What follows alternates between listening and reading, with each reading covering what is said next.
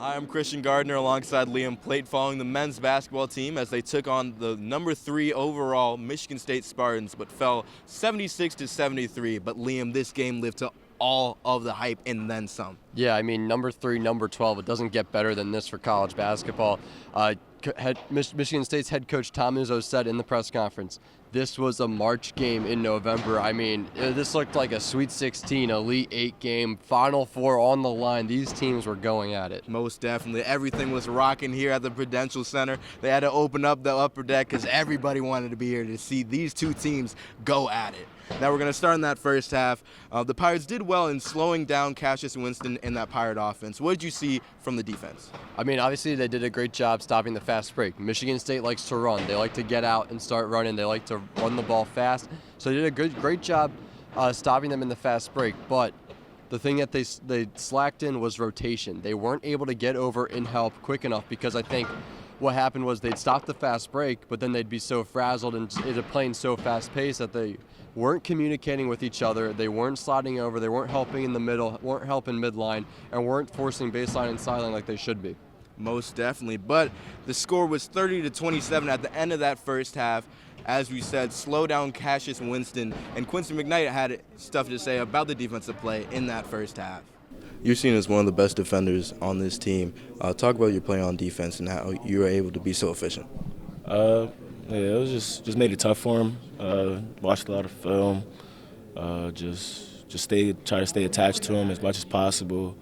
In the first half, I did a real good job of that. Got him in foul trouble, 2 offensive fouls.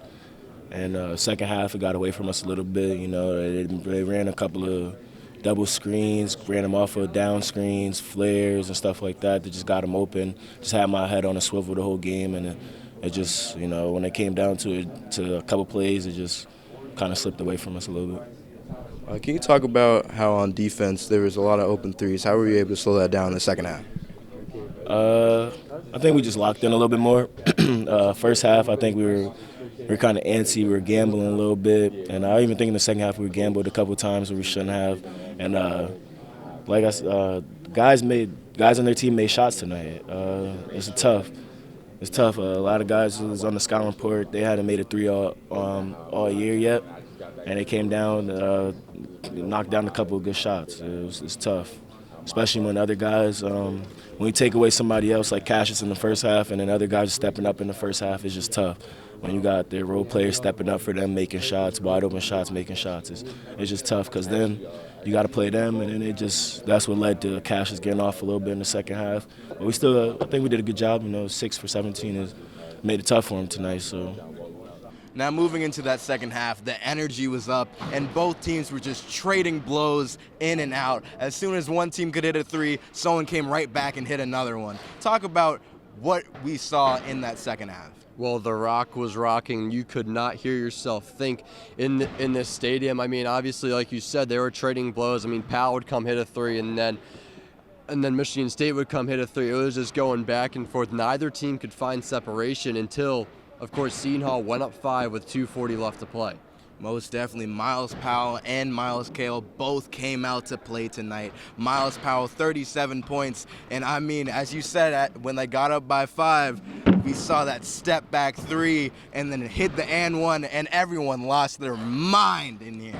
Talk about the play of Myles Powell tonight. I mean, obviously, Myles Powell is one of the best players in the country. I mean, that's what Coach Izzo said. That's what Coach Willard said. They both touched on that in their post-game press conference. I mean, he is incredible. If you're able to get close to 40 points out of him every game, that's going to be huge for the Pirates. But then I do want to touch on Myles Powell. He struggled so far this season, both against Stony Brook and against Wagner. But then he struggled in the first half, so he had 3 points, but then he came out strong, had 9 points in the second half. He really stepped up big for the Pirates in this game, and I think this was his coming out party this season. Most definitely. We always talk about who could be that second tool player for the Pirates and coming in, and maybe that could be Myles Powell. He shot 4 from 6 tonight, but this is what he had to say after the game.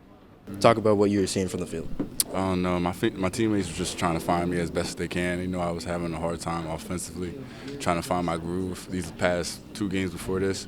So they just kept with me and made sure I kept my confidence. Is it something about these big-time games that you always seem to step up? You did it last year against Kentucky. Yeah. I mean, yeah, you just always got to step up for these type of games. Coach is expecting a lot more because of the competition. So, whatever he expects, I'm going to do it. Now, things were hectic in that final 2 minutes of the game. The Pirates and the Spartans were just trading blows back and forth, but the Pirates were up by 5 with 2 minutes and 40 seconds to go. What happened to the Pirates as they couldn't pull out the win tonight? I think it was really just they tried to do too much. They were taking ill-advised shots they shouldn't be taking. I mean, Mamu had a bad 3. I mean, then Nelson drove to the lane. He got triple team. He couldn't find anything, and he lost the ball. It's just really simple things like that. They just got to take better shots in that game. I mean, obviously it's tough to think in those situations. Everything's happening so fast in the last 2 minutes of basketball, especially college basketball, where everything is so tough, and especially against a team like Michigan State, a very good defensive team, well coached and very fast paced. So I think it's tough for them.